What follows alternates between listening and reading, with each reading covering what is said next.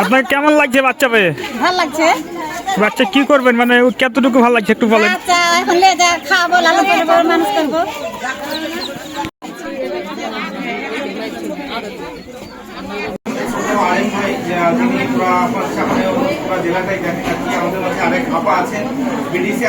পায়খানা করলো আবার ওই পানি খাইলো, তাহলে কিন্তু ওটা তাড়াতাড়ি অসুস্থ হয়ে যাবে।